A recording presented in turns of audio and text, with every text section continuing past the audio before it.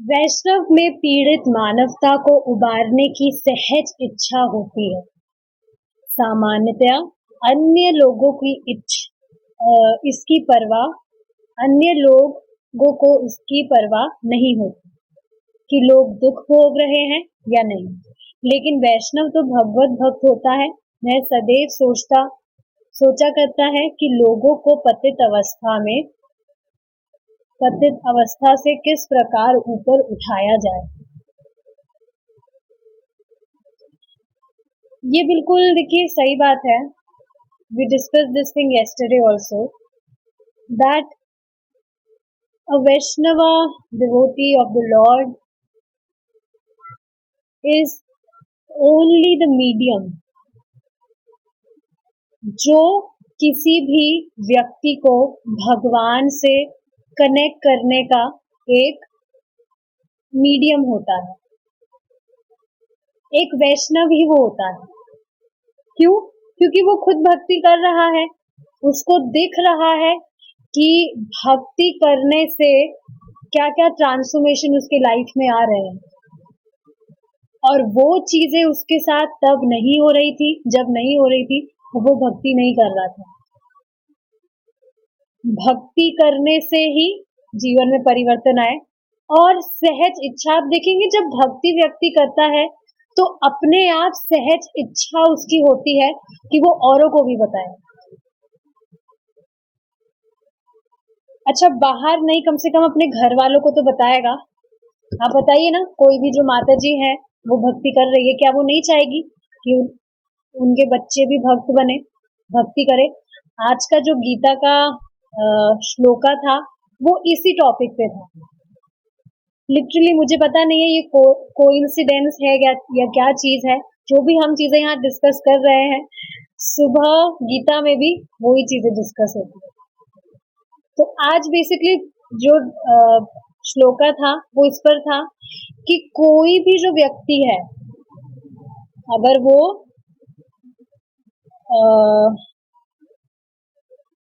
संतान उत्पन्न करना चाहता है तो उसका ये कर्तव्य है कि वो ये दायित्व ले कि वो जो भी पर्टिकुलर सोल है, he is taking responsibility to make him liberated from this material world. दोबारा वो इस भौतिक जगत में जन्म ना ले, इस तरह से अपने बच्चे को ट्रेनिंग प्रोवाइड करे। अब आप सोचिए, जो भी माता जी या जो भी पेरेंट्स हैं वो भक्ति कर रहे हैं और अपने बच्चों को भजन नहीं करवा रहे हैं, तो कितना बड़ा नुकसान कर रहे हैं वो अपने ही बच्चों का। सोचकर देखिए एक बार इस चीज को आप।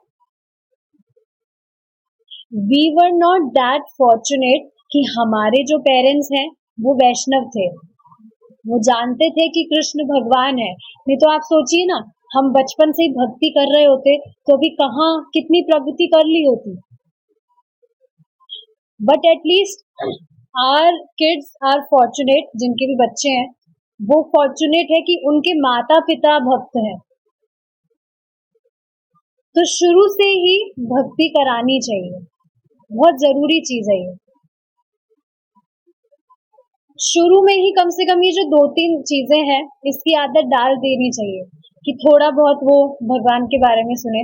बच्चों को आप लिटिल कृष्णा तो दिखा सकते हैं, कृष्णा की कथाएं तो है, वो कुछ अलग तो नहीं है। और सबसे अमेजिंग चीज क्या है कि वो शास्त्र फॉलो कर रहे हैं। इस्कॉन के जो डिवोटीज हैं उन्होंने ही वो जो लिटिल कृष्णा का शो है उनके द्वारा ही उन्होंने बनाया है, मतलब वो तो लिटिल कृष्णा तो दिखा सकते हैं बच्चों को। कम से कम कुछ महामंत्र तो चैंट करा सकते हैं। कम से कम ये आदत तो जरूर डालिए कि घर का खाना ही खाए, और घर में खाना बन रहा है, भगवान को भोग लगेगा, प्रसाद ही खाए बच्चे। कम से कम ये आदत तो डालनी ही चाहिए बच्चों में। अभी से आदत डालेंगे तभी वो आदत लंबे समय तक चलेगी, हमेशा के लिए। ये बहुत जरूरी चीजें हैं। शुरू में ही इन चीजों को ग्रांटेड नहीं लेना चाहिए, नहीं तो आगे घातक होती है चीजें। आप देखिए ना कि शुरू से भक्ति नहीं की, अभी एकदम से पता लगा तो थोड़ी डिफिकल्टी आती है, संघर्ष करना पड़ता है। पर सोचिए अगर बच्चे से ही भक्ति कराना स्टार्ट किया तो उसके लिए कितना इजी होगा आगे जाके करना। तो इन चीजों को ग्रांटेड नहीं लेना चाहिए। तो यही बात चल रही है। आप सोचिए ना, जिनके बारे में जिनके बारे में हम सोचते हैं, हमारे मन में जिनका विचार चलता है, उनका ही तो हम गुण बोलते हैं, उनका ही तो गुण गाते रहते हैं। महाराज जी बहुत अच्छी बात कहते हैं इस पर कि आप देखिए ना, इस जगत में व्यक्ति बोल बोल कर ही तो अपने संबंध को दृढ़ कर रहा है। क्या अर्थ हुआ इसका? जैसे आप देखिए, कोई भी व्यक्ति है, प्रभु जी है, वो कहते हैं आई लव यू, मैं तुमसे बहुत प्रेम करता हूँ, मैं सिर्फ तुमसे ही प्रेम करता हूँ। या जो माता जी है, वो क्या बोलेगी, मैं तो आपके बिना रह ही नहीं सकती। तो व्यक्ति बोल बोल कर ही तो अपना संबंध दृढ़ कर रहा है। या बचपन में आप देखिए, बच्चे को बोलना सिखाते हैं, बेटा बोलो पापा, बेटा बोलो पापा पापा पापा, बस सुन सुनकर ही वो मानने लगता है, उसकी सहज श्रद्धा होने लगती कि हाँ ये मेरे पापा है, ये मेरे पिता है। मम्मी मम्मी बोलना सिखाते हैं तो उसकी सहज श्रद्धा हो जाती है सुन सुनकर कि हाँ ये मेरी मम्मी है। नहीं तो आप सोचिए ना, अगर शुरू में ही उसको बोलना नहीं सिखाया जाए कि बोलो बेटा मम्मी, ये तुम्हारी मम्मी है, तो जब वो बड़ा होगा, सामने उसकी ही माँ अगर घूम रही है तो वो पहचान ही नहीं पाएगा कि उसका संबंध क्या है उस महिला से, वो उसकी माँ भी है या नहीं। आएगी क्या भावना कि वो उसकी माँ है?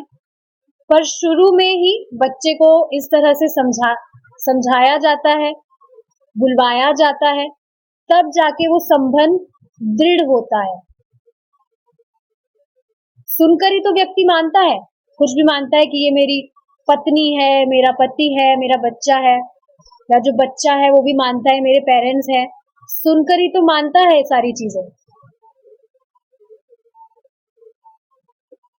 तो अब आप सोचिए, भगवान के बारे में हम सुन रहे हैं, भगवान के बारे में बोल रहे हैं, उनसे तो हमारा वास्तविक संबंध है वो कितना दृढ़ होता चला जाएगा अगर हम डेली बेसिस पर ये करें तो।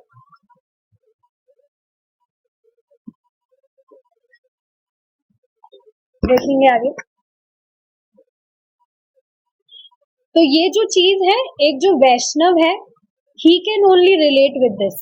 बाकी जो सामान्य अन्य व्यक्ति है, लोग हैं, उनको कोई परवाह नहीं है। व्यक्ति दुख में है तो भोगे, हमें क्या मतलब है, हमारे खुद के ही दुख कम नहीं हो रहे, हम दूसरों के दुख क्या कम करेंगे। पर एक जो वैष्णव है, वो भक्ति कर रहा है तो उसको दिखता है। वह सदैव सोचा करता है कि लोगों को पतित अवस्था से किस प्रकार उठाया जा सकता है, उठाया जाए। इसी पर परम पूज्य जय पताका महाराज से एक बार एक व्यक्ति कह रहे थे कि आप इस उम्र में भी, मतलब आप you're suffering, ऑलरेडी आप बीमार है, तो इतना ज्यादा एनर्जी क्यों लगा रहे हैं आप प्रीचिंग में। तो परम पूज्य जय पताका महाराज कह रहे थे कि श्रीला प्रभुपाद जी ने जो हमारे लिए किया है उसका तो हम कुछ भी नहीं कर रहे, और बस इतना बोलते ही वो रोने लगे, बिल्कुल बच्चे की तरह रोने लगे। तो इसका मतलब क्या है, वो खुद इस चीज को फील कर रहे हैं डीपली कि कितनी बड़ी कृपा श्रीला प्रभुपाद जी ने की है वास्तविकता में। हम इस चीज को सोचते नहीं है, we take it for granted कि हाँ जो कहा है करने को बस कर रहे हैं। बट अगर हम सच में इस पे विचार करें तो हमें समझ आएगा कितनी बड़ी कृपा हमें मिली है। अनंत काल से व्यक्ति यहाँ फंसा हुआ है, ही इज सफरिंग अननेसेसरीली। वास्तविक जगह है नहीं उसकी है, फिर भी उसको सहना पड़ रहा है। क्यों? सिर्फ अविद्या के कारण। पर आप देखिए श्रीला प्रभुपाद जी ने प्रचार किया, कितना नॉलेज हम ले पा रहे हैं और कितनी चीजें क्लियर होती जा रही है। अब अगर खुद इस पे एक बार विचार करें, मैं खुद इस पर विचार कर रही थी। आज ही जो पुरानी पुरानी हमने जो मतलब बुक्स कंप्लीट की है, वो रिकॉर्डिंग्स मैं सुन रही थी। क्विज मैं बनाती हूँ, तो उस पर मैं सुन रही थी। तो एक बहुत डीप रियलाइजेशन आ रहा था कि हम खुद क्या है, हम इससे भी अभिज्ञ अनभिज्ञ है। देखिए ना, हम कितनी सारी चीजें डिस्कस कर रहे हैं, हमारे जो सेंसेस हैं वो इनकम्प्लीट है, और कितनी सारी चीजें हमें हम हमें 4 दोष हैं, हमें ताप झेलने होते हैं। सारी चीजें व्यक्ति ऐसा नहीं है सब कुछ सफर कर रहा है, बट अनभिज्ञ अभिज्ञ है, पता नहीं है सब कुछ सह रहा है। नॉलेज लेने से ही सारी चीजें पता लग रही है। वास्तविकता में हमें खुद को ही नहीं पता है कि हम क्या है। और जब तक व्यक्ति इस नॉलेज को लेता नहीं है, अपने आप को बहुत बड़ा हीरो ही समझता है। वास्तविकता में कुछ भी नहीं है। अपने आप नम्र होगा व्यक्ति, तो उसे पता लगेगा। अभी नम्र क्यों नहीं है? क्योंकि अपने आप को कंट्रोलर समझ रहा है कि मैं प्रभु हूँ, सब कुछ मैं कंट्रोल कर रहा हूँ। जो भी सामान्य व्यक्ति है, भौतिकतावादी, उसको ये दिखता ही नहीं है कि वह दुख में है। इस वजह से आप देखेंगे, अगर आप किसी को प्रीचिंग करने का ट्राई भी करते हैं, वो मानेगा ही नहीं कि वो दुखी है, जबकि संघर्ष बहुत करता है वो। लोगों को आप देखेंगे प्राय भक्ति करना बहुत कठिन काम लगता है, बहुत परिश्रम लगता है, जबकि ऑलरेडी ही इससे भी बहुत परिश्रम वाला काम कर रहे हैं, बहुत श्रम करते हैं लोग। पर क्योंकि भक्ति की महिमा जानते नहीं है, इस वजह से कुछ इंटरेस्ट नहीं दिखाते। तो यही चीज है, अगर व्यक्ति समझेगा ही नहीं कि ये जो भौतिक जगत है ये दुख का घर है, समझ ही नहीं रहा है कोई व्यक्ति कि वो बीमार है, तो फिर वो बीमारी का इलाज क्यों करवाना चाहेगा? समझ रहा है मैं तो एकदम फिट हूँ, एकदम मैं तो हष्ट पुष्ट हूँ, कोई बीमारी नहीं है, तो फिर क्यों वो इलाज कराने जाएगा अपना? तो यही स्थिति है। दुखालय इसको इसी वजह से कहा जाता है क्योंकि यहाँ दुख छुपा हुआ है। व्यक्ति संघर्ष कर रहा है, 3 ताप झेल रहा है, 4 समस्याएं जो हैं, जन्म मृत्यु जरा व्याधि, उससे उसे गुजरना पड़ता है। पर नॉलेज जब तक नहीं लेगा, शास्त्र नहीं सुनेगा, समझ ही नहीं पाएगा कि ये कष्ट है, दुख है। ठीक है, नाउ मूविंग फॉरवर्ड देखेंगे हम। ईसाइयों का विश्वास है कि ईसा मसीह ने क्रास पर चढ़कर विश्व भर के लोगों के पाप कर्मों को आत्मसात कर लिया था। भगवत भक्त सदैव सोचता रहता है कि अन्यों के कष्टों को किस प्रकार आत्मसात किया जाए। तो देखिए, बेसिकली जो क्रिश्चियंस होते हैं, उनकी बेसिकली धारणा क्या होती है कि वो हफ्ते में 5 दिन पाप करेंगे और 6ठे दिन जाके कन्फेस कर देंगे। 6 दिन पाप करेंगे और 7वें दिन जाके कन्फेस कर देंगे कि हमसे ये गलती हुई है, हमें माफ करिए। और फिर कन्फेस करने के बाद में वापस से अगले दिन वही पाप कर्म करने लगते हैं। ऐसा होता है, ऐसा करते हैं जो भी क्रिश्चियंस होते हैं। They just go to church, जो भी 6 दिन है आराम से पाप कर्म करेंगे, आराम से भोग करेंगे, मीट खाएंगे, इंटॉक्सिकेशन करेंगे, जो भी मतलब प्रिंसिपल्स हैं, 4 रेगुलेटेड प्रिंसिपल्स, उनको अच्छे से तोड़ेंगे। और फिर 7वें दिन जाकर दे विल कन्फेस कि हमसे बहुत सिन हो गए हैं, हमसे बहुत पाप हो गए हैं, please save me Jesus Christ, whatever जो भी वो कहते हैं। कन्फेस कर देते हैं।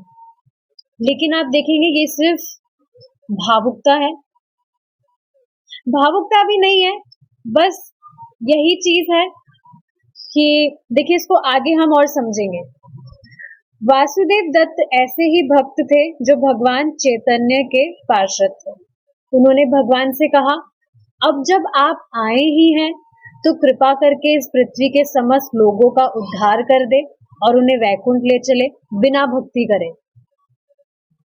और यदि आप सोचते हैं कि पापी होने के कारण उनका उद्धार नहीं हो सकता तो कृपा करके उन सबके पाप मेरे ऊपर डाल दे, मैं उनके लिए कष्ट भोगूंगा। यह है एक वैष्णव की करुणा। लेकिन ईसा मसीह या वासुदेव दत्त ने हमारे पापों का ठेका तो नहीं ले रखा है, हम पाप पर पाप किए जाए, ऐसा प्रस्ताव अत्यंत हीन है। तो वही जैसे मैंने अभी आपको समझाया, 6 दिन पाप कर्म करते हैं, 7वें दिन जाके कन्फेस कर देंगे चर्च में जाकर। तो एक तरह से देखा जाए तो ये नाम अपराध नहीं है कि भगवान पाप तो नष्ट कर ही देते हैं, तो अच्छे से पाप करो, फिर बाद में व्यक्ति हरे कृष्णा हम चैंटिंग तो कर ही रहे हैं, पाप तो नष्ट हो ही जाते हैं, तो अच्छे से पाप करो। ये नाम अपराध है, 1 of the 10 offenses, नाम के बल पर पाप। तो ये अत्यंत हीन है, ऐसा प्रस्ताव अत्यंत हीन है। ये उसी तरह है जैसे आप देखते हैं होटल में हाउसकीपिंग वाली जो सर्विस होती है, जो भी होटल में व्यक्ति रह रहा है अच्छे से पूरा गंदगी फैला देगा वो होटल में, और फिर जो हाउसकीपिंग वाले हैं उन्होंने सर्टिफिकेट ले रखा है कि वो क्लीनिंग करेंगे, तो हर दिन व्यक्ति गंदगी फैलाता है और दूसरे दिन वो आके सफाई कर देते हैं। वैष्णव या भक्त सारी मानवता के लिए कष्ट भोग सकता है, लेकिन मानव जाति या किसी भक्त के शिष्यों को इस सुविधा का दुरुपयोग करके पाप करते नहीं रहना। विपरीत मनुष्यों को यह समझना चाहिए कि वह पाप करना बंद कर दे, क्योंकि ईसा मसीह या वासुदेव दत्त ने उसके लिए कष्ट उठाया था। तो समझना चाहिए कि अगर यहाँ पर जैसे छूट दी जा रही है, ये बताया जा रहा है कि सिर्फ एक बार कृष्ण बोलने से अनंत जन्मों के पाप नष्ट हो जाते हैं, जो होते भी है, हो गए हैं, जो भी आपने अब तक पहले के जो भी पाप किए थे वो सिर्फ एक बार कृष्ण बोलने से नष्ट हो गए। अब जो भी नाम हम ले रहे हैं उससे हमारी भक्ति बढ़ रही है।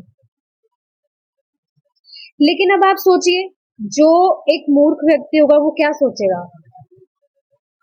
कि पाप तो नष्ट हो रहे हैं तो अच्छे से मैं पाप कर लेता हूँ, पाप तो नष्ट हो ही रहे हैं।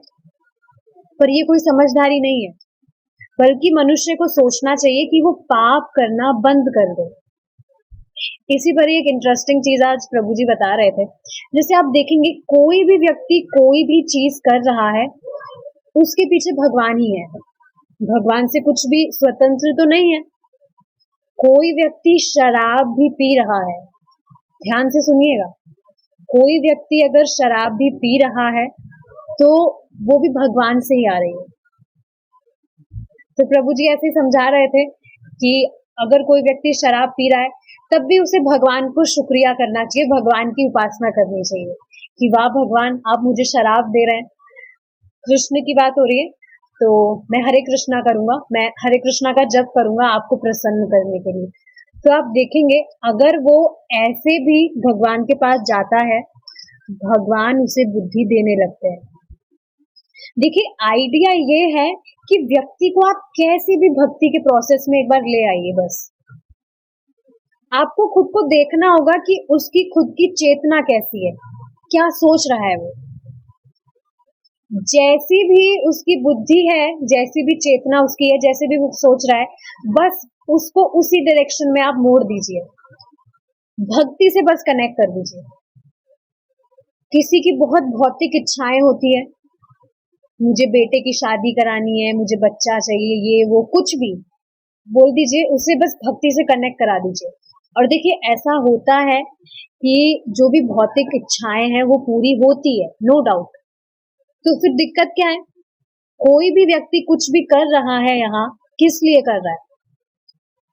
ताकि उसको कुछ मिले, उसकी इंद्रिय तृप्ति हो, कुछ भी भौतिक सुख सुविधाएं उसकी बढ़े, तभी तो वो कुछ भी कर्म कांड करता है। तो बस ये सोचना चाहिए कैसे भी उसे हम भक्ति से कनेक्ट कर दे, चाहे से उसका कैसे भी चित्त में कुछ भी बात चल रही हो। बहुत सुंदर बात प्रभु जी बता रहे थे। जैसे आप देखेंगे ट्रेन के अंदर कोई व्यक्ति होता है, उसकी टिकट बुक नहीं होती है, तो वो जाता है, बोलता है मुझे थोड़ी सी जगह मिलेगी बैठने को, तो ठीक है, जो भी वो यात्री होते हैं वो अग्री हो जाते हैं, ठीक है आप बैठ जाइए। बाद में पता चलता है वाइफ भी उसकी है, फिर बाद में पता चलता है बच्चा भी है। तो आप देख रहे हैं थोड़ा सा स्पेस मांगते मांगते पूरा उसने खुद का डेरा जमा लेता है वो वहां पर। उसी तरह से कृष्ण है, थोड़ा सा आप बस भक्ति करने लगेंगे, थोड़ा सा बस कृष्ण का संपर्क होगा, कृष्ण पूरा का पूरा हृदय में डेरा जमा लेंगे। Isn't this just amazing? कोई भी भगवान कृष्ण की भक्ति कर रहा है प्रामाणिक रूप से, जो भी परंपरा का ज्ञान चल रहा है, पक्का वो आगे जाके भगवान का पार्षद बनेगा ही। नाउ इट डिपेंड्स कि उसके जो भी पास्ट संस्कार रहे हैं कितना टाइम लग सकता है। देखिए ये चीज है कि हमारा जो इंटेंशन है वो तो मैटर करता ही है ना, कि हम भक्ति को हमारा टाइम जब हमें मिलता है तब कर रहे हैं या टाइम बचा के कर रहे हैं, प्रायोरिटी दे रहे हैं या सेकेंडरी समझकर कर रहे हैं, फर्क तो पड़ता ही है। जैसे भक्ति की बात नहीं, कोई सामान्य आप काम करते हैं उसको भी आप इस तरह से देख सकते हैं। किसी भी काम को आप ज्यादा इंटरेस्ट लेकर करते हैं तो उसका रिजल्ट वैसा ही आता है। लेकिन भक्ति आप चाहे से कैसे भी कर रहे हैं, उसका जो लाभ है वो असीमित ही है। ये चीज है, भौतिक चीजों की तरह नहीं है, जो भी आध्यात्मिक चीजें हैं, ये चीज समझनी चाहिए। अब देखिए यहाँ प्रभुपाद जी ये बात कह रहे हैं, तो उस पर मैं आपको बताना चाहूंगी। प्रभु जी बता रहे थे कि जो भी व्यक्ति, जो भी भक्त दीक्षा लेते हैं, उसको भी इस चीज पर विचार करना चाहिए। प्रभु जी काफी बार बताते हैं, कुछ भक्त होते हैं दीक्षा लेने के बाद में वो समझते हैं कि अब हम फ्री हो गए हैं, अब हम हमारी मर्जी से जीवन जी सकते हैं, और इसी वजह से आप देखेंगे अपनी भक्ति को वो फॉर ग्रांटेड लेने लगते हैं। ये समझना चाहिए कि जो भी गुरु महाराज हैं, जब भी दीक्षा लेते हैं उसका मतलब क्या है, जो भी गुरु महाराज है वो रेस्पॉन्सिबिलिटी लेते हैं कि इस भक्त से जो भी पाप होगा वो अपने सर ले लेते हैं। सोचिए आप, तो जो भक्त है उसको कितना कॉन्शियस होना चाहिए, कि कितना सतर्क होना चाहिए कि मुझसे कुछ भी गलत काम ना हो। अब आप सोचेंगे कि जब गुरु महाराज को पता है कि मैं इतना नालायक हूँ, मतलब जो भी व्यक्ति है, मतलब दिमाग में आए कोई भी व्यक्ति है, पता है कि वो नालायक है एक नंबर का, ग्रांटेड लेने लगेगा भक्ति को। प्रभुपाद जी बताते हैं, ये 10वें स्कंद में बताते हैं, शायद मुझे एग्जैक्टली याद नहीं है, पर बताते हैं, प्रभु जी बता रहे थे कि गुरु महाराज कोई ऑर्डिनरी पर्सन नहीं है। उनको ऑलरेडी मालूम होता है कि जो व्यक्ति है वो किस तरह से, मतलब उसकी पूरी हिस्ट्री पता होती है गुरु महाराज को। इसी का एक एग्जाम्पल मैं बताना चाहूंगी। एक बार की बात है, परम पूज्य जय पताका महाराज जो है, सबको पता है, तो एक माता जी थी, उनको दीक्षा लेनी थी। तो उन्होंने सोचा अब तो मैं दीक्षा ले लूंगी तो फिर मुझे सारे नियम अच्छे से फॉलो करने पड़ेंगे, तो मैं मछली नहीं खा पाऊंगी। तो मछली खाने के बाद में अगले दिन वो जाती हैं, तो जो परम पूज्य जय पताका महाराज हैं उनका जो भी वो पेपर है निकाल के पहले ही साइड में कर देते हैं, that she is not eligible for Diksha, initiation के लिए अभी योग्य नहीं है ये। अब सोचिए आप, उनको कैसे पता चला? गुरु महाराज कोई सामान्य व्यक्ति नहीं होते, ठीक है, तो ये चीज समझ लीजिए। हाँ, तो फिर पता है कि नालायक है जो भी वो व्यक्ति है, तो फिर क्यों वो दायित्व लेते हैं अपने ऊपर, अपने की मैं रिस्पॉन्सिबिलिटी लेता हूँ? क्योंकि देखिए जो गुरु महाराज हैं वो चांस देते हैं कि ये जो व्यक्ति है, चांस देते हैं कि अच्छे से भक्ति करने लगे, पर डस्टबिन नहीं समझना चाहिए। प्रभु जी कहते हैं गुरु महाराज को डस्टबिन नहीं समझना चाहिए कि हम तो फ्री है, हमें तो कुछ भी पाप हमें तो लगेगा नहीं, गुरु महाराज को लगेगा, ऐसा नहीं होता है। तो ये समझने वाली बात। इसी से मुझे एक बात याद आ रही है, श्रीला प्रभुपाद जी आपको पता है जो एक व्यक्ति थे, पादरी, फादर थे वो, तो आध्यात्मिक चर्चा वो कर रहे थे श्रीला प्रभुपाद जी से, और उस वीडियो में ऐसा लग रहा था जैसे वो जूस पी रहे हैं, बट वास्तविकता में वो जूस नहीं था, शराब थी वो। अब आप सोचिए, पता होगा ना वो जो कहते हैं I believe that animals have no souls, जानवरों में आत्मा नहीं होती है। प्रभु जी मिमिक्री करके बताते हैं I believe that animals have no souls. तो ये वो व्यक्ति थे जो शराब पीते पीते प्रभुपाद जी से आध्यात्मिक चर्चा कर रहे थे। तो कहने का आशय क्या है, आप देखेंगे श्रीला प्रभुपाद जी ने ऐसे व्यक्तियों को भी दीक्षा दी थी जिन्हें पता ही नहीं है कि 4 नियम होते क्या हैं, 4 रेगुलेटिव प्रिंसिपल्स होते क्या हैं, उनको पता ही नहीं है। और वास्तविकता में आप देखेंगे जो भी पाश्चात्य देश हैं, वेस्टर्न कंट्रीज, वहां पर तो ये कोई नियम नहीं है, एक लाइफस्टाइल है। इंटॉक्सिकेशन, जो भी बाकी जो भी चीजें हैं, मीट ईटिंग एंड ऑल, वहां पर ये कोई नियम नहीं समझते, अपना लाइफस्टाइल समझते हैं उसे। अब आप सोचिए श्रीला प्रभुपाद जी ने उन्हें दीक्षा क्यों दी? उनको तो मालूम भी नहीं था ये 4 नियम है जो पालन करने होते हैं। इट्स जस्ट जो गुरु महाराज होते हैं, दे आर सो मर्सीफुल, वो चांस देना चाहते हैं कि इससे व्यक्ति सुधरेगा, और वास्तविकता में आप देखेंगे शुद्ध भक्त बन गए थे आगे जाकर। तो ये चीज है, बस ये यहाँ पर ये बात आ रही है कि दीक्षा अगर व्यक्ति लेता है तो समझना चाहिए कि वो दायित्व उठा सके तभी वो दीक्षा ले। प्रभु जी बता रहे थे कि एक व्यक्ति थे, भक्त थे, तो उनका 12:30 बजे तक माला नहीं हुआ था सुबह को।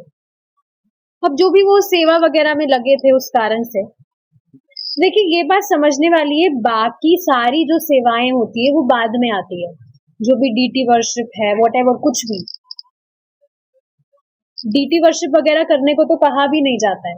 मेन फोकस दिया है श्रवणम कीर्तनम, चैंटिंग, हियरिंग, जिसमें से चैंटिंग सबसे पहले आता है। तभी आप देखेंगे ना सुबह उठते ही सबसे पहले चैंटिंग पे फोकस किया जाता है।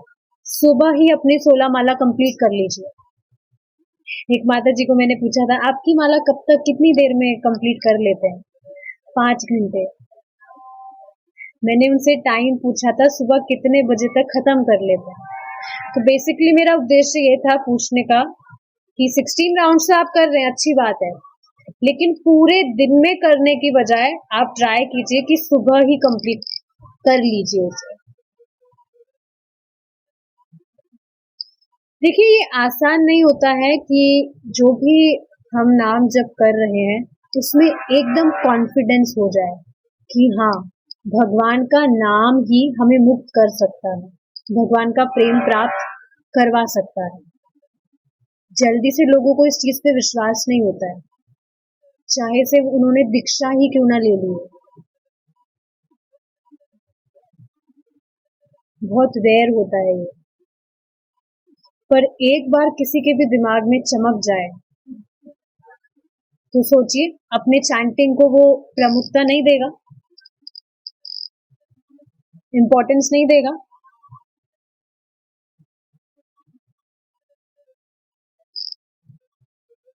समझना चाहिए इस बात। वास्तव में प्रत्येक व्यक्ति अपने पाप कर्मों के लिए स्वयं जिम्मेदार है। इसलिए सुखदेव गोस्वामी संतुष्टि करते हैं, तस्मात् पुरैवाश्वे पाप निष्कृतौ। पाप कर्मों के फल से अपने को मुक्त करने के लिए जब तक मनुष्य देहधारी बना रहता है, उसे प्रायश्चित करना चाहिए। देखिए, ये बिल्कुल ठीक बात है। आप देखेंगे अभी अपनी आप जो भी पत्री है, जन्म पत्री, उसको अभी ही आप चेक करवा लीजिए। हर कोई भी जो व्यक्ति है, सबकी जो भी जन्म पत्री है वो अलग ही होगी, डिफरेंट। ऐसा नहीं हो सकता है कि सेम हो। It is absolutely impossible, right? सबकी अलग अलग होती है। क्यों? क्योंकि सबके जो भी कर्म है वो अलग अलग है। हम ये बात पढ़ते हैं कि जो मनुष्य है वो 4 लाख या 4 लाख शायद, राइट? 4 लाख। तो 4 लाख तरह के मनुष्य का अर्थ क्या है? 4 लाख तरह की अलग अलग चेतनाएं। ठीक है, यहाँ शरीर की बात नहीं है कि अलग अलग 4 लाख तरह के शरीर है। सिर्फ 4 लाख तो मनुष्य नहीं है। तो 4 लाख मतलब 4 लाख तरह की अलग अलग चेतनाएं। और चेतनाएं तो ठीक है, फिर भी मैच कर सकती है, बहुत रेयरली, लेकिन जो कर्म है वो मैच नहीं करते। एग्जैक्टली, बिल्कुल एग्जैक्ट मैच की बात हो रही है। तो यहाँ पर सुखदेव गोस्वामी यही कह रहे हैं कि व्यक्ति से जो भी कर्म होता है, पाप कर्म, ट्राई करना चाहिए उससे बचा जाए। देखिए, ये चीज समझनी चाहिए, जो भी कर्म हम आज कर रहे हैं उसका आगे जाके रिएक्शन कितना बड़ा आता है। बहुत बड़ा रिएक्शन आता है। जैसे आप सोचिए, अगर कोई व्यक्ति है, वो सोचे कि मुझे तो पता ही नहीं है कि मुर्गा खाना पाप होता है, मैं तो मुर्गा खाता हूं, तो क्या उसको दंड नहीं मिलेगा? जी नहीं, ऐसा नहीं होता है। एग्जाम्पल, आप ट्रैफिक जो होता है, ट्रैफिक रूल्स, उससे लीजिए। किसी व्यक्ति को नहीं पता है कि ट्रैफिक रूल्स क्या है, तो क्या चालान नहीं कटेगा? बिल्कुल कटेगा। जैसे उसे पता ही ना हो, बिल्कुल पहले दिन ही वो गाड़ी चला के जा रहा हो, चालान कटेगा ही। या कुछ लोग कहते हैं हम नॉनवेज वगैरह नहीं खाते हैं, पर हमारे पति खाते हैं, हमारे प्रभु जी, तो उनके लिए बना देते हैं। या जो बच्चे हैं वो भी घर में नहीं खाते, बाहर खाते, तो हम उनको पैसे दे देते हैं, वो बाहर जाके खा लेते हैं। तो ये स्पॉन्सरिंग नहीं हुई? आप सोचिए ना, जो ये चीज तो हम सुनते हैं ना, कोई भी भक्त परेशानी में है तो कुछ भी हम स्पॉन्सर करते हैं तो उसका बेनिफिट हमें मिलता है, हमारा भजन बढ़ता है उससे। तो जब अच्छे काम हम करते हैं उसमें स्पॉन्सरिंग करते हैं, भजन बढ़ता है। गलत काम में अगर स्पॉन्सरिंग करेंगे, किसी को श्रेय देंगे हम कि गलत काम करो, किसी भी मदद कर रहे हैं, सहायता कर रहे हैं, तो क्या उसका कर्म फल नहीं लगेगा? बिल्कुल लगेगा। और देखिए, नॉनवेज तो फिर भी थोड़ा मैंने हैवी बोल दिया, जो भी बाकी चीजें होती है, अनियन, गार्लिक एंड ऑल, उसको भी यहाँ काउंट किया जा सकता है। 4 रेगुलेटिव प्रिंसिपल्स जो है, इस पर एक स्टोरी है, ये बुक कंप्लीट होने के बाद में मैं बताऊंगी। परम पूज्य कदम कानन महाराज के द्वारा बताई गई थी when he was about to leave his body। तब उन्होंने कहा था वो स्टोरी, अगर आपने सुना हो तो उनका लास्ट मैसेज मैं शेयर कर दूंगी, मुझे याद दिला दीजिएगा टेलीग्राम पे लिंक। उसमें परम पूज्य कदम कानन महाराज बताते हैं कि जहां पर जो भी व्यक्ति ये 4 नियम भंग करता है वहीं पर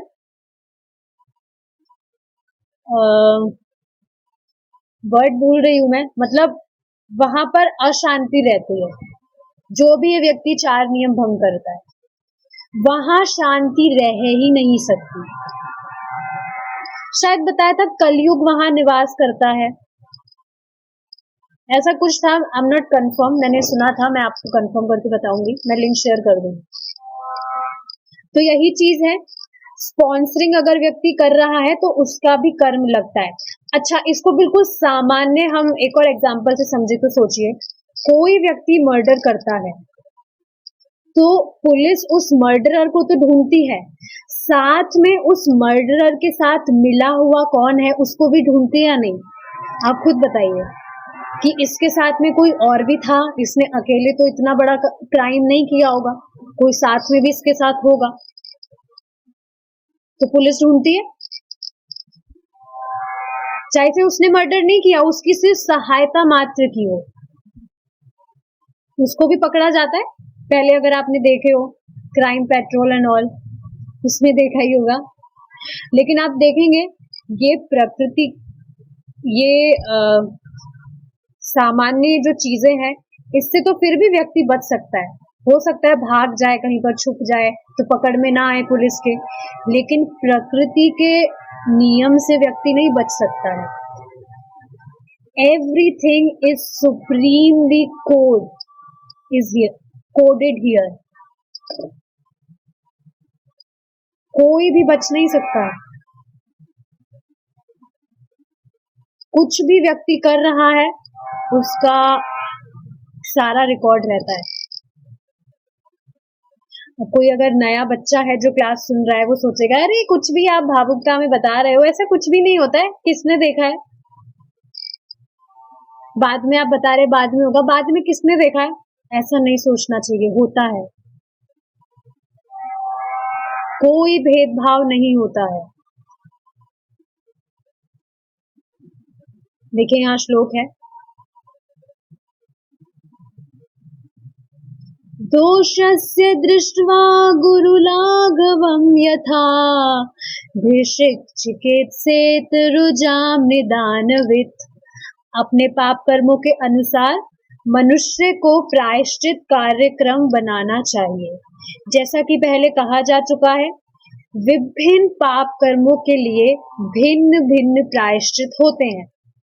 कुछ भी हो, मृत्यु के पूर्व उसे प्रायश्चित कर लेना चाहिए, जिससे वह पाप कर्मों को अगले जीवन में साथ ना ले जाए और उसे फिर से कट भोगना ना पड़े। तो देखिए यहाँ चीज समझ के आ रही है कि जो भी व्यक्ति है, आप देखेंगे जो कर्मा है दैट इज वेरी पावरफुल, बहुत पावरफुल है जो भी कर्म होते हैं। और ऐसा लगता है ना कि ये जो साइकिल है ये कभी तोड़ा नहीं जा सकता, कर्म का ये जो चक्र है ये चलता ही रहेगा। सुनने में सुना भी होगा आपने कि तो कर्म का चक्र है, ये चलता रहेगा, इसका कोई अंत नहीं है। जाने अनजाने तो बुरे कर्म हो ही जाते हैं, कितना बच सकता है कोई व्यक्ति, सुना होगा आपने। जैसे आप देखेंगे, कुछ एग्जाम्पल से आपको बताती हूँ कि जो कर्म है वो कितना पावरफुल है।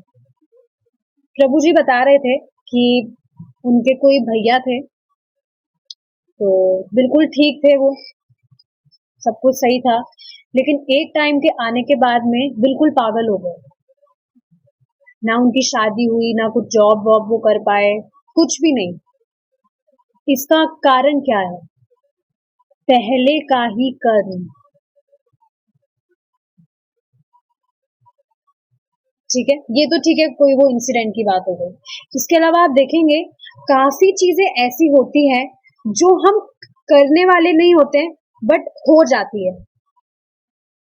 जैसे आप देखेंगे ना, कहीं जाना होना नहीं होता है कि हमें कहीं जाना है, पर हम अकस्मात कहीं चले जाते हैं और हमारे साथ कुछ घटना हो जाती है तो हम सोचते हैं अरे वहां गए क्यों, हम जाना ही नहीं चाहिए था। तो ये सब कर्म का प्रभाव है। से प्रभु जी बता रहे थे, उनको स्टार्टिंग में बाइक चलाना नहीं आता था, शुरू शुरू में उन्होंने सीखा था।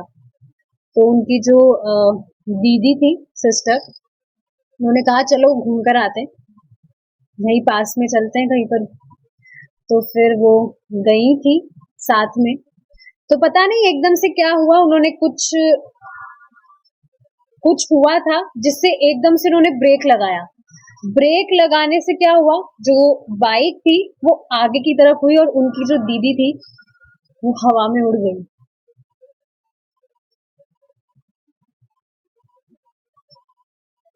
और of course she was brave, Prabhu ji बता रहे थे, लेकिन उनका जो हाथ था वो पूरा मुड़ गया था। तो ये सब कर्म का प्रभाव होता है। कुछ भी हम एक्सीडेंट्स वगैरह देखते हैं, वो सब कोइंसिडेंस नहीं होते हैं। आप देखिए ना, काफी बार देखने को मिलता है कि घर बैठे बैठे कुछ हो जाता है, कुछ भी एक्सीडेंट हो जाता है, और नहीं तो सीढ़ियों से ही व्यक्ति गिर जाता है, खुद के घर की सीढ़ियों से ही गिर जाएगा। तो ये सब कर्म का प्रभाव होता है। एक कोई ज्योतिष थे, अच्छे खासे ज्योतिष थे, तो उन्होंने किसी व्यक्ति को बताया था कि तुम मुंबई से बाहर मत जाना, नहीं तो तुम्हारे टुकड़े हो जाएंगे, मतलब बिल्कुल जितावा दे रहे थे। तो वो हेलीकॉप्टर में गए थे और क्रैश हो गया वो। तो ये सब कर्म का प्रभाव होता है। लेकिन सबसे इंटरेस्टिंग बात क्या है, भागवतम का ही श्लोक है, श्लोक तो मैं यहाँ कोट नहीं कर रही हूँ, बट उसमें कहा क्या गया है, जो भी हम भगवान का जप कर रहे हैं वो हमारे सारे कर्मों को ध्वस्त कर देता है। तो सोचिए, जो भी हम जप कर रहे हैं डेली, भगवान का जप, तेजी से भगवान हमारे कर्म काट देते हैं। आप देखिए ना, अजामिल का ही एग्जाम्पल देख लीजिए। उसने लास्ट में भगवान का नाम लिया, उसको क्या कोई टेस्ट था चैंटिंग में? चैंटिंग तो वो करता भी नहीं था। अब अपने बेटे का नाम पुकार रहा था, पता भी नहीं था भगवान का नाम है क्या। बट फिर भी आप देखेंगे उस जैसे जैसे वो निरअपराधिक रूप से नाम ले रहा था, शुद्धिकरण ही उसका हो रहा था, उसके कर्म कट रहे थे। भगवान का एक बार उसने नाम बोला तब तो उसके अनंत जन्मों के पाप नष्ट हो ही गए थे। यमराज जी को जब ये बात पता लगी तो वो तो बेहोश हो गए। अरे कब इसने कुछ प्रायश्चित तो नहीं किया, कैसे इसके सारे जन्मों के पाप ध्वस्त हो गए, ऐसा कैसे हो सकता है? सोचिए आप।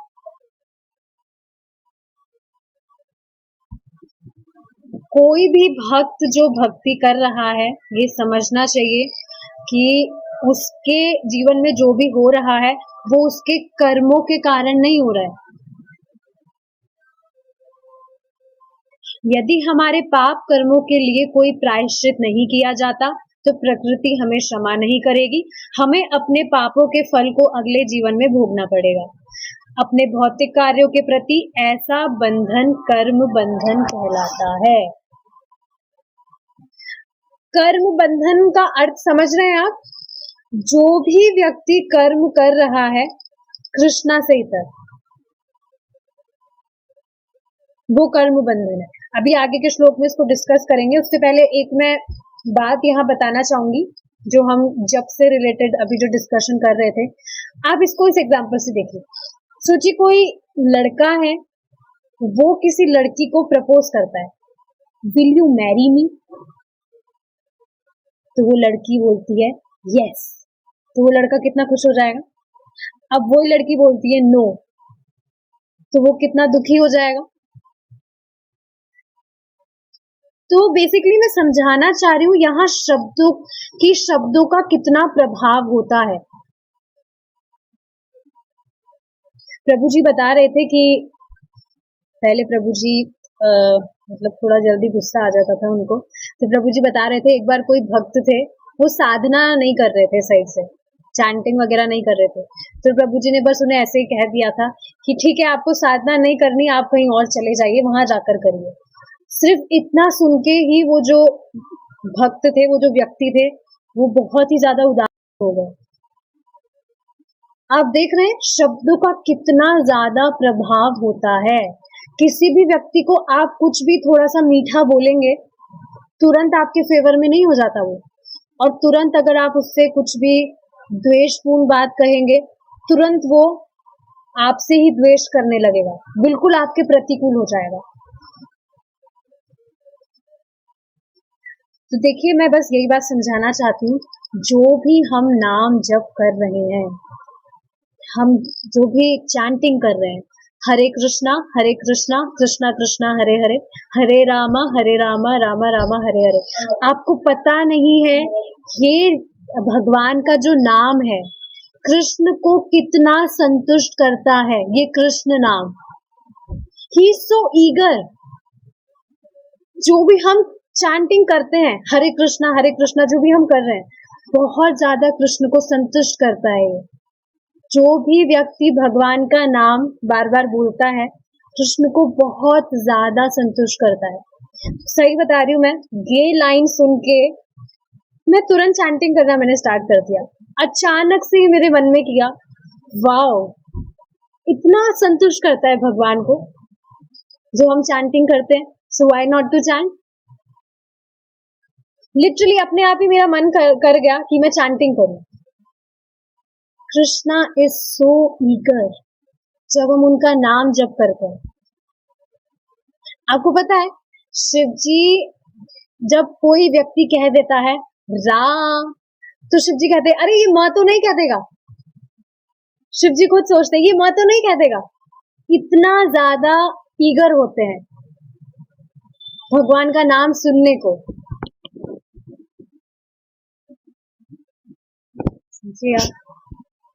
जो भी नाम जब हम कर रहे हैं, ये हमारे सारे कर्मों को ध्वस्त कर देता है। कौन सा नाम?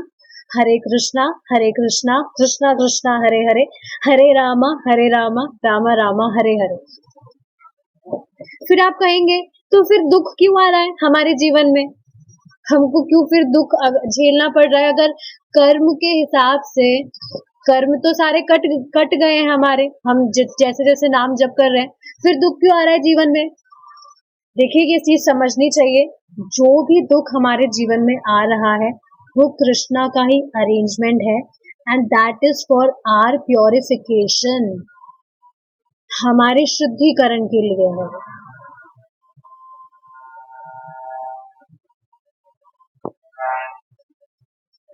आप देखेंगे कुछ भी प्रोवोकिंग सिचुएशन आती है हमारे सामने, उसमें सिर्फ व्यक्ति के पास दो ही ऑप्शन होते हैं, या तो वो उदासीन हो जाता है या फिर वो और स्ट्रांग हो जाता है उस फेज से निकलने के बाद में। तो बेसिकली भक्त और ज्यादा स्ट्रांग बने और ज्यादा स्थिर हो, इस वजह से भगवान ऐसी सिचुएशंस लाइफ में भेजते हैं, और ये कर्म के अनुसार कभी नहीं होता है। जैसे आप देखेंगे जो रेशम के धागे होते हैं, रेशम का धागा अगर आप उसको जलाएंगे तो वो लगेगा नहीं कि वो धागा है। उसी तरह से जो भक्त होते हैं उनके जीवन में जो भी आपको दिख रहा है, जो भी दुख आ रहे हैं, वो सिर्फ कर्म का एक इम्प्रेशन मात्र होता है, कर्म नहीं होता है। एक बार इस श्लोक को थोड़ा सा हम डिस्कस करेंगे। We have 5 minutes. यज्ञ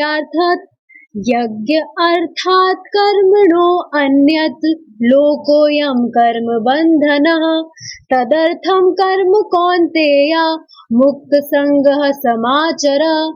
विष्णु के लिए यज्ञ रूप में कर्म संपन्न होना चाहिए, अन्यथा कर्म मनुष्य को इस भौतिक जगत में बांध देता है। अतएव हे कुंती पुत्र, तुम भगवान की तुष्टि के लिए अपने नियत कर्म करो और इस तरह तुम सदैव अनासक्त तथा बंधन मुक्त रह सकोगे। भगवत गीता 3.9। इसको देखिए हम दूध और दही के एग्जाम्पल से समझेंगे। आपको पता है जब कोई व्यक्ति बहुत सारा दूध पी लेता है तो उसका पेट खराब हो जाता है, लेकिन पेट खराब होने के बाद में दूध से ही बना हुआ जो दही होता है वो खाने को बताया जाता है ताकि वो जो पेट में दर्द है वो ठीक हो जाए। उसी तरह से आप देखेंगे कोई भी व्यक्ति इस जगत के लिए कुछ कर्म करता है तो उसका बंधन लगता है, पर अगर वो ही कर्म वो भगवान के लिए कर रहा है तो वो मुक्त हो जाता है। समझ पा रहे हैं इस चीज को? एक बार फिर से इसको मैं रिपीट करूंगी, देन वील स्टॉप।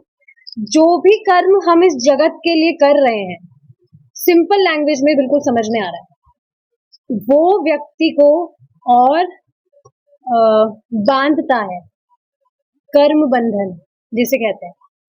और अगर वो ही कर्म वो भगवान के लिए कर रहा है, चाहे से उसको आप भगवान को समर्पित करिए, कृष्णा से कनेक्ट कीजिए इन एनी वे, तो वो ही व्यक्ति को मुक्त करता चला जाता है। कितनी अमेजिंग चीज है ये, and we are practicing it from so long now. कुछ भी अब हार्ड तो नहीं लग रहा है इसमें। व्यक्ति बहुत सारा दूध पी लेता है तो क्या होगा? पेट में गड़बड़ होगी। लेकिन आप देखेंगे उसका जो इलाज है वो क्या बताया जाता है? उसी दूध से बना हुआ दही। अगर व्यक्ति उसी दूध से बना हुआ दही खाता है तो उसका ये जो कष्ट है उसका निवारण हो जाता है। उसी तरह से आप देखेंगे व्यक्ति कुछ भी कर्म कर रहा है, एक तो वो कर्म खुद के लिए कर सकता है, खुद के लिए नहीं माया के लिए करता है, और एक वो कर्म भगवान के लिए कर सकता है। तो जो भी कर्म हम इस जगत के लिए करते हैं, मतलब भगवान के बारे में नहीं सोच रहे हैं, भगवान को देने की कोई बुद्धि नहीं है। जो भी कर्म हम इस जगत के लिए करते हैं वह कर्म बंधन बन जाता है। लेकिन वो ही कर्म अगर हम भगवान को समर्पित करते हैं, भगवान से कनेक्ट करके करते हैं, तो वो ही कर्म मुक्ति का कारण बन जाता है। जैसे आप देखेंगे व्यक्ति खाना तो खाता ही है, लेकिन खुद खाना खा रहा है, सादा खाना भी खा रहा है, भगवान को ऑफर करके नहीं खा रहा है, तो पाप सान सान के खा रहा है। काफी लोगों को देखिए ये बात डिफिकल्ट लगती है, हर वक्त ही हम भगवान को ऑफर करके कैसे खाएं? लेकिन देखिए जब तक आप कोई भी चीज करते नहीं है तब तक ही आपको वो इम्पॉसिबल सा लगता है। एक बार आप जब उसे करने लगते हैं तो आपकी मति ही नहीं जाएगी कि आप भगवान को बिना दिए कुछ खाएं। इसको देखिए इस तरह से समझिए, बोझा लेके नहीं फॉलो करनी चाहिए कोई भी चीज। ये तो समझ आ रहा है ना कि कृष्ण ही हमारे एकमात्र प्रेम स्रोत हैं, वो ही हमारा पालन कर रहे हैं, हम हमारी क्षमता से कुछ भी नहीं कर रहे। तो भगवान ही जब खाने को सब कुछ दे रहे हैं तो उनको ऑफर करके खाने में क्या कठिनाई है? ऐसा तो है नहीं कि भगवान को हम देंगे तो भगवान गायब कर देंगे, इस वजह से भाई हम नहीं देंगे, हमारे खुद ही खाने की कमी है और हम भगवान को देंगे, ये भी खा जाते हैं हमारा खाना। तो ये बात तो है नहीं। कृष्णा को पहले ही पता है एक नंबर का कंजूस है, अगर गायब कर दूंगा मैं तो दोबारा ऑफर ही नहीं करेगा। इस वजह से आप देखेंगे भगवान सिर्फ उसे एक्सेप्ट तो करते हैं पर उसको वैसा का वैसा ही रख देते हैं, फिर छोड़ देते हैं। देखने मात्र से भगवान स्वीकार कर लेते हैं। तो देखिए श्रवण करना बहुत जरूरी है। मैंने एक माता जी को ये बात बताई थी, मैंने उन्हें गोवर्धन महाराज का फोटो भेजा था। तो नादानी में पूछ रही थी कि घर में लोग नॉनवेज भी खाते हैं तो मैं वो भी दिखा सकती हूँ क्या गोवर्धन महाराज को। ऑफर करने का मतलब क्या है? ऐसा नहीं है कि आप कोई चीज है, जैसे वाटर फिल्टर होता है आपके घर में, तो ऐसा नहीं है कि आप वाटर फिल्टर को काम में लेते हैं ताकि वाटर फिल्टर हो। जो भी आपका टंकी का ऊपर पानी है वाटर फिल्टर से वो आता है प्योरीफाई होकर। तो यहाँ हम कुछ भी भगवान को ऑफर कर रहे हैं उसको प्योरीफाई करने के लिए नहीं। ऑफ कोर्स वो खाना स्पिरिचुअल हो जाता है, नो डाउट, बट हमारी मति क्या होनी चाहिए कि भगवान हमें दे रहे हैं तो हम उन्हें ऑफर करके खाएं। और नॉनवेज वगैरह तो खाने वाली चीजें हैं नहीं, अनियन गार्लिक भी खाने वाली चीजें हैं नहीं, हमारी चेतना के लिए अच्छा नहीं है। नॉनवेज का मतलब क्या है? किसी जीव की हत्या हो रही है, उसको खाया जा रहा है। So this is not good idea. हमारी खुद के ही खाने वाली वो चीज नहीं है तो भगवान को कैसे हम ऑफर कर सकते हैं? तो समझना चाहिए भगवान इज नॉट फूड प्योरीफायर और वाटर प्योरीफायर। सिर्फ यहाँ प्रसादम की बात नहीं आ रही है, जो भी नई वस्तु आप यूज में लेते हैं ऑफर इट टू कृष्ण। मन में ग्रैटिट्यूड होना चाहिए कि भगवान आप ही तो हैं देने वाले, आपकी कृपा से ही तो सब कुछ आ रहा है, चाहे से वो कपड़ा हो या घर में कुछ नई चीज आई हो, वट। तो ये चीज समझनी चाहिए, ठीक है? ठीक है, देखेंगे विष्णु के लिए यज्ञ रूप में कर्म संपन्न होना चाहिए, अन्यथा कर्म मनुष्य को इस भौतिक जगत से बांध देता है। कोई भी आप काम कर रहे हैं भगवान को समर्पित होना चाहिए वो, नहीं तो वो ही कर्म आपको इस भौतिक जगत में बांध देगा। अतएव हे कुंती पुत्र, तुम भगवान की तुष्टि के लिए अपने नियत कर्म करो और इस तरह तुम सदैव अनासक्त तथा बंधन मुक्त रह सकोगे। तो देखिए यहाँ पर समझने वाली बात क्या है कि व्यक्ति जो भी काम भगवान को समर्पित करके कर रहा है उससे वो मुक्त तो रहेगा ही, साथ ही जो भी पहले के बंधन हुए थे, ऑफ कोर्स स्टार्टिंग से ही तो हम सब कुछ भगवान को ऑफर नहीं कर रहे थे, भगवान को सरेंडर्ड नहीं थे, उनसे भी मुक्त होते चले जाएंगे। मुक्त तो रहेंगे ही प्रेजेंट अवस्था में, हमारी वर्तमान अवस्था में, स्थिति में। इसके अलावा पहले जो भी हुआ है उससे भी मुक्त होते चले जाएंगे। पहले का जो कर्म बंधन है वो भी साफ होता जाएगा। ये बात ठीक है। तो ये भगवत गीता के 3 अध्याय का 9वां श्लोक।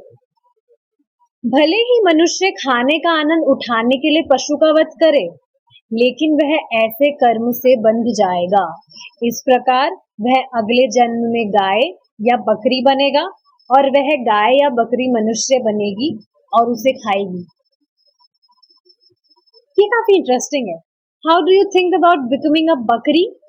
कौन बकरी बनना चाहेगा यहाँ? अरे बकरी बनने की बात कह रहे हैं आप?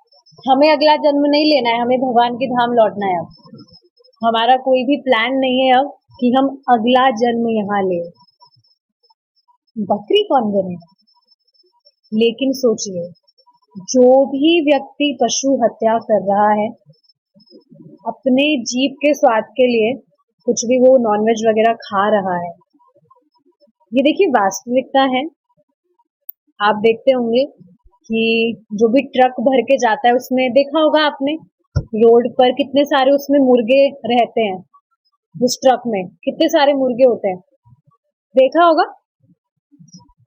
तो ये बेसिकली वो ही लोग हैं जो अपने पिछले जन्म में मुर्गे काटे थे, अब इस जन्म में वो मुर्गे बने हैं।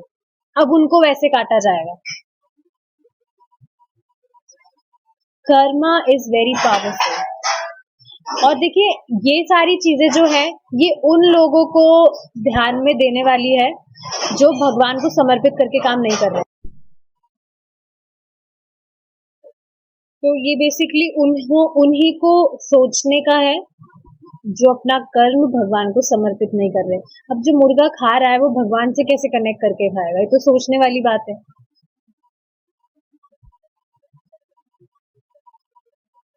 तो यही चीज है कि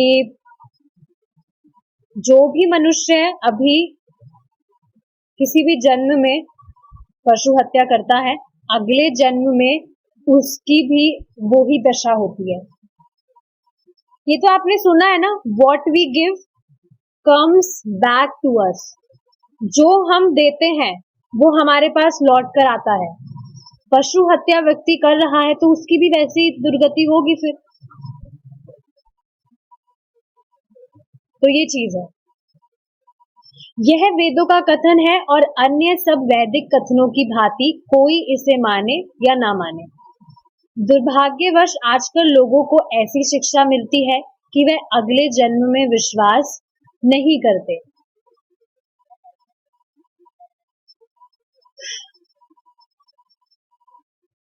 देखिए इस फोटो में क्या देख रहे हैं आप, इस गेट से वृद्धावस्था में व्यक्ति निकल रहा है और फिर से अगले गेट से वो एक बच्चे के रूप में आ रहा है।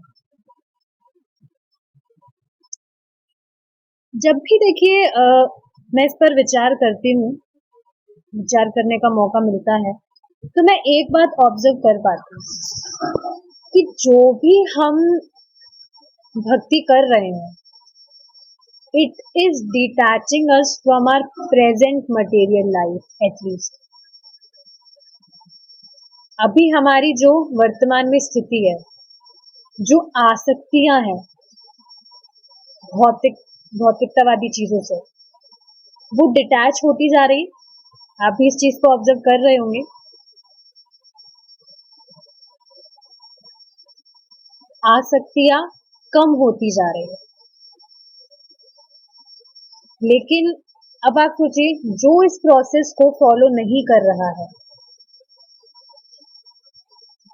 इनफैक्ट जो प्रोसेस फॉलो कर रहा है उसी की बात नहीं हो रही है, भक्ति भी जो कर रहे हैं कहीं ना कहीं तो सोचते हैं ना कि हम कुछ ना कुछ सेटलमेंट कर ले, क्योंकि अभी वो प्योरिफिकेशन नहीं हुआ।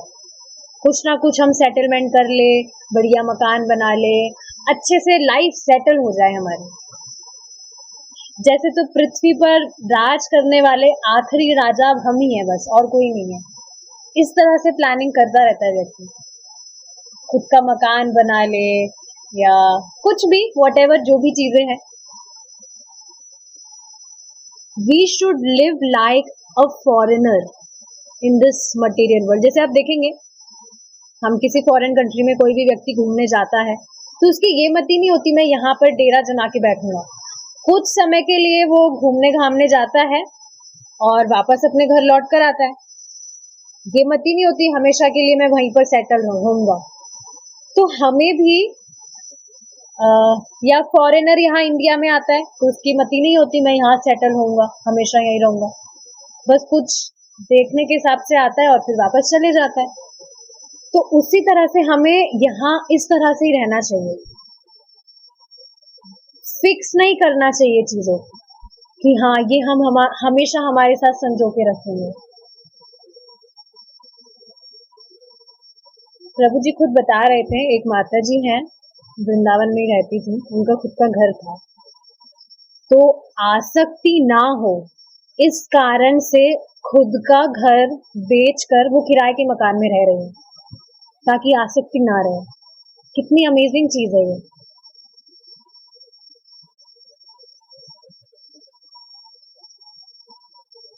देखिए जो भी हम काम कर रहे हैं सोचना चाहिए कि कितना हम जो भी हम काम कर रहे हैं कितना हमें वो कृष्णा की तरफ ले जा रहा है। अब किसी सामान्य व्यक्ति को कहा जाए अपना घर छोड़कर तुम खुद का मकान, देखा जाए तो खुद का कुछ नहीं है, दोनों ही मकान खुद के नहीं है, जो उसने खुद ने खरीदा हुआ है या रेंट पर भी रह रहा है, खुद का तो नहीं है, एक सेकंड में निकाल दिया जाता है। जब दे छोड़ता है अपने साथ तो नहीं लेकर जाता है। लेकिन आप सोचिए किसी सामान्य व्यक्ति को कहा जाए अपना घर छोड़ के तुम किराए के मकान में रहो, क्यों रहे भाई, हम तो और मकान खरीदेंगे। होती है ऐसी मति लोगों की, इकट्ठा करने में लगे रहते हैं। अंबानी जी का एग्जाम्पल दिया था, 400 कारें थी उनको, 400 कारें हैं उनके पास, ऐसा कुछ बताया था। तो इससे समझ क्या आ रहा है, एक कार से वो संतुष्ट नहीं हुए, तभी तो 400 कारें हैं, क्योंकि एक कार उन्हें संतुष्ट नहीं करी। कोई भी चीज आप इकट्ठी कर रहे हैं, जैसे सोचिए ना, मकान की अब बात आ रही है, कोई व्यक्ति और मकान खरीदना चाहता है, उस एक से संतुष्ट नहीं हो रहा, तभी तो और ले रहा है और सोच रहा है और लूंगा तो मैं संतुष्ट हो जाऊंगा, पर ऐसा है नहीं।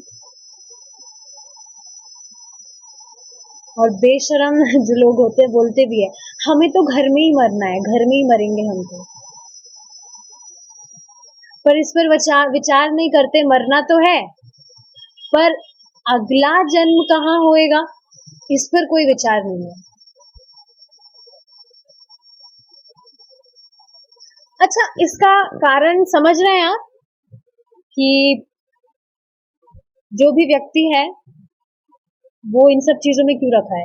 क्योंकि आप देखेंगे हमारी जो शिक्षा पद्धति है, स्टार्टिंग से हमने जो भी सो कॉल्ड हमारी पढ़ाई की है, वहां पर बताया ही नहीं गया, कभी बताया वास्तविकता में कि मनुष्य जीवन का उद्देश्य है क्या?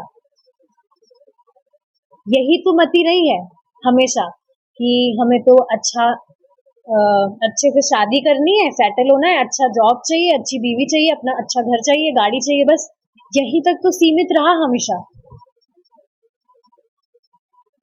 बताया ही नहीं गया। क्योंकि खुद जो पढ़ा रहे हैं उन्हें खुद को ही पता नहीं है, कहाँ से बताएंगे बेचारे।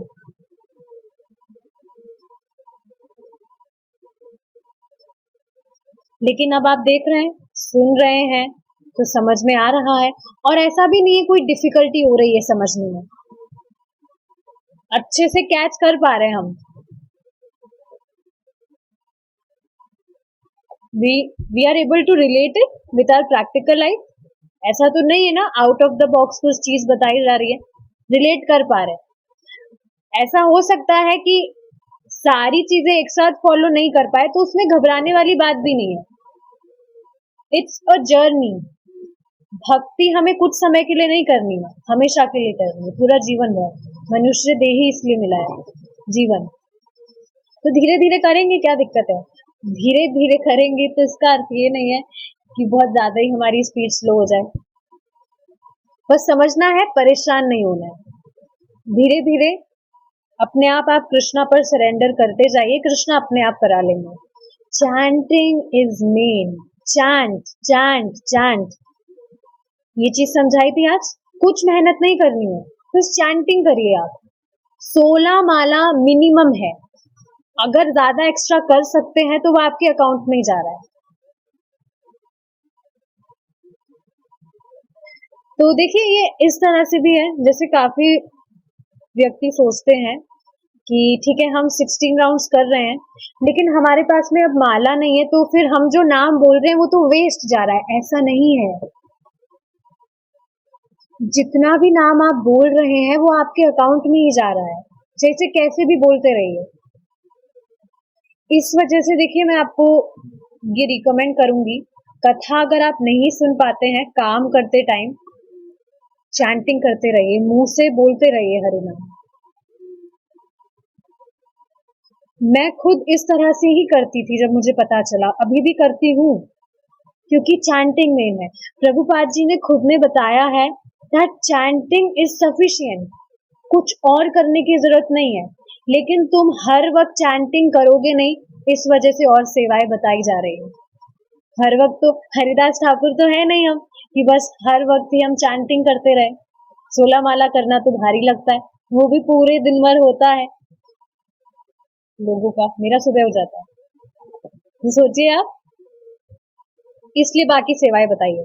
तो ये समझने वाली बात है, जितना आप चैंटिंग करेंगे उतना ही वो आपके अकाउंट में जा रहा है, उतना ही आपकी भक्ति बढ़ेगी, उतना ही भगवान से प्रीति बढ़ेगी।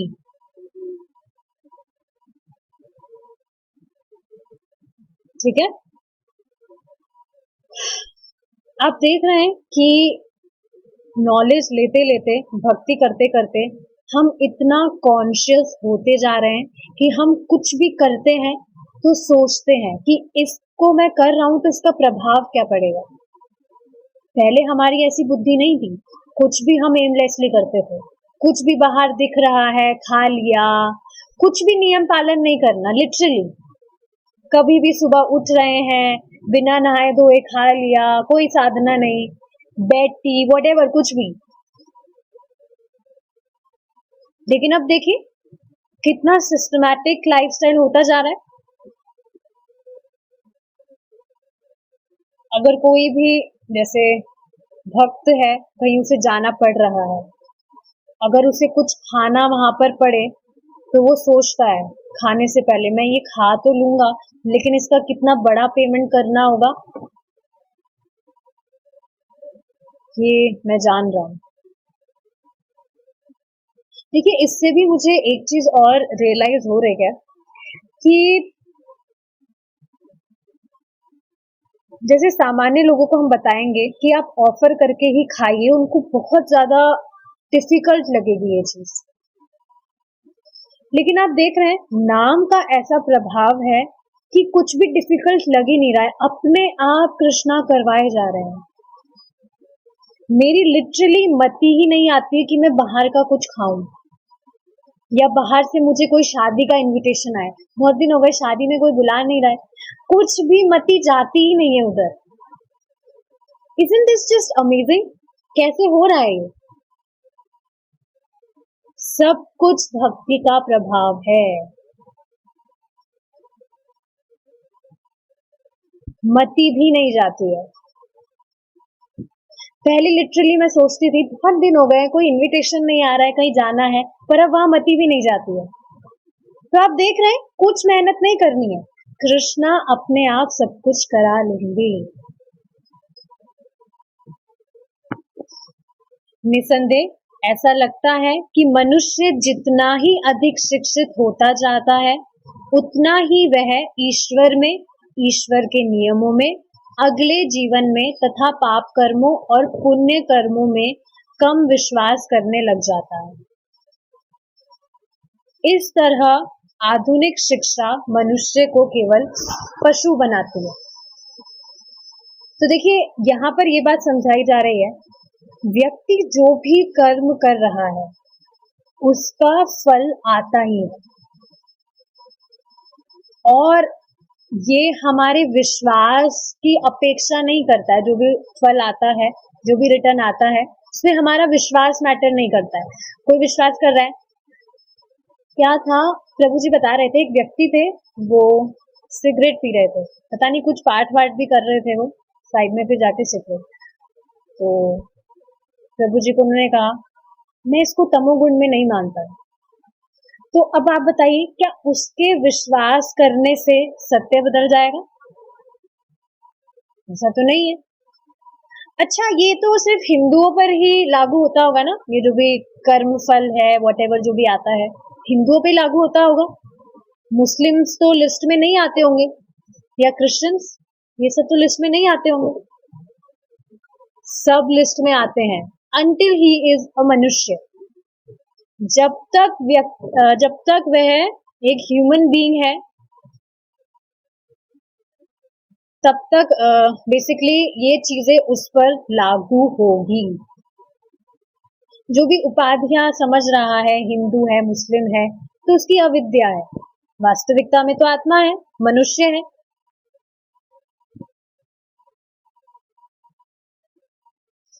देखिए कितनी, एक तरह से देखा जाए कितनी ब्रिलियंट लाइन है। श्रील प्रभुपाद जी क्या कह रहे हैं, जीवन में तथा पाप कर्मों और पुण्य कर्मों में कम विश्वास करने लग जाता है। इसका आप प्रैक्टिकल एग्जाम्पल क्या देख सकते हैं? अभी जो भी करंट सिचुएशन चल रही है, जो भी पाप कर्म व्यक्ति कुछ भी काम कर रहा है, तो उसमें वो ये नहीं सोच रहा है कि ये पाप कर्म है या पुण्य कर्म है। जैसे आप देखिए ना, जो भी व्यक्ति है स्लॉटर्ड हाउस खोल रहे हैं, सिनेमा खोल रहे हैं, शराब की दुकान खोल रहे हैं, तो कहाँ वो देख रहे हैं कि इसका रिटर्न क्या होगा, प्रभाव क्या पड़ेगा, लेकिन उनको पता नहीं है, तो इसका मतलब ये नहीं है कि प्रभाव नहीं पड़ेगा। इस तरह की आधुनिक शिक्षा मनुष्य को केवल पशु बनाती है। यदि मनुष्य को इस तरह की शिक्षा नहीं दी जाती कि वह क्या है, वह यह शरीर है या नहीं, तो वह नरा गधा ही रहता है, तो वह नर गधा ही रहता है।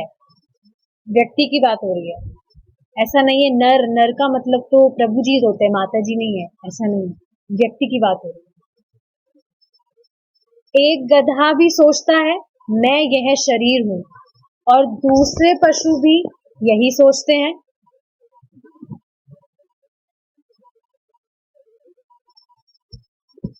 एक गधा भी सोचता है कि मैं ये शरीर हूं, और दूसरे पशु भी सोचते हैं।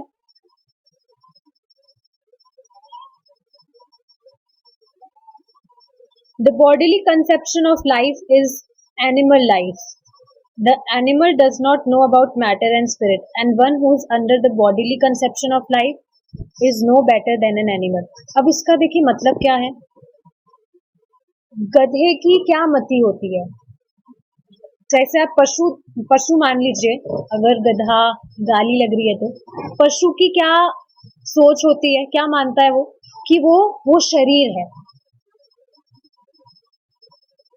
तभी तो आप देखिए ना, एक जो छोटी सी चींटी भी होती है, वो भी ये मान रही है कि वो शरीर है, और वो उसमें संतुष्ट है। इसका प्रमाण क्या है? आप देखिए, उसको जरा सा आप टच करेंगे, वो भागने लग जाएगी कि अरे मेरे को कहीं दबा ना दे, मेरे को कहीं मार ना दे। तो अगर कोई जो व्यक्ति है, तो यहाँ पर देखिए प्रभुपाद जी क्या कह रहे हैं, नहीं, ये श्रीला एसी भक्ति वेदांत स्वामी, हाँ ठीक है, प्रभुपाद जी क्या कह रहे हैं, the bodily conception of life is animal life. कोई भी व्यक्ति सोच रहा है कि वह ये शरीर है, तो वो पशु समान ही तो है, क्योंकि पशु की भी यही मति होती है। अतएव यदि मनुष्य भी इसी तरह सोचे, तो फिर वह किसी अन्य पशु से किस तरह भिन्न है? स्पष्ट है, श्रीमद् भागवत का कथन है। अब देखिए, यहाँ पर ये जो श्लोक है, ये श्रीमद् भागवत का है, और आप देखेंगे कि श्लोक किसने कहा है, स्वयं भगवान श्री कृष्ण ने। एक बार की बात है, भगवान श्री कृष्ण मिथिला जा रहे थे बलराम जी के साथ में, अपने दो प्रिय भक्त थे उनसे भेंट करने। तो भगवान के जो भक्त थे, उन्होंने उनका बहुत सत्कार किया। तो भगवान ने ये बात कही कि ठीक है, आप मेरा सत्कार तो कर रहे हैं, लेकिन आपको साधु का सत्कार भी करना चाहिए। साधु कौन है? दाढ़ी बाबा नहीं। साधु इज नॉट दैट दाढ़ी वाला बाबा। साधु मतलब भगवान के भक्त, जो भजन करते हैं भगवान का, वैष्णव। लेकिन अगर भगवान के वैष्णवों का आदर व्यक्ति नहीं कर रहा है, तो उसकी तुलना भी पशु की बुद्धि की तुलना से की गई है, पशु की बुद्धि से की गई है। एक बार इसको गाने का प्रयास करेंगे।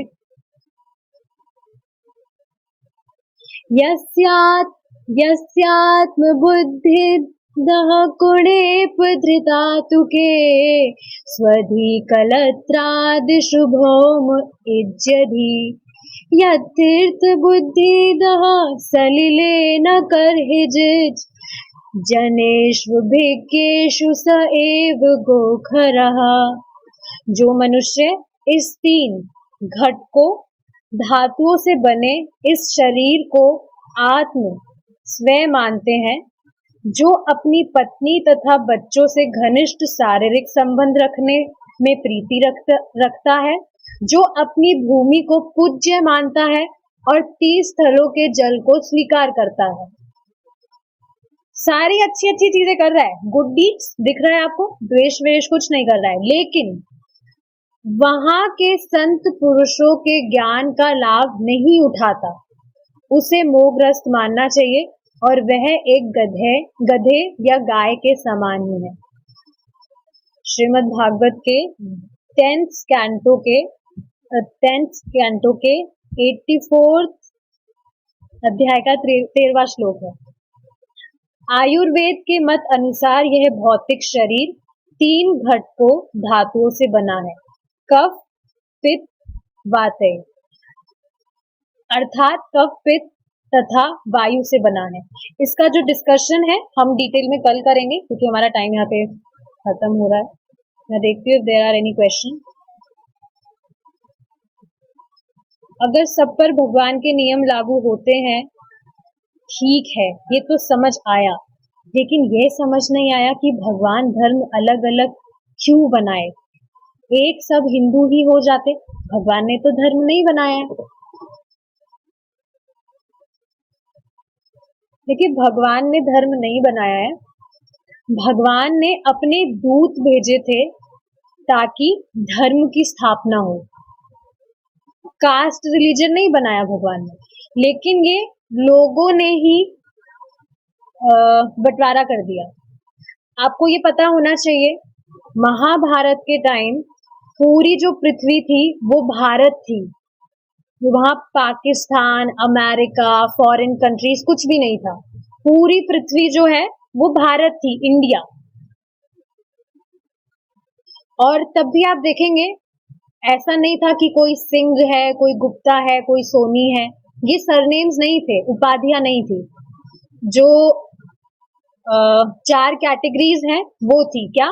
ब्राह्मण, क्षत्रिय, वैश्य और शूद्र।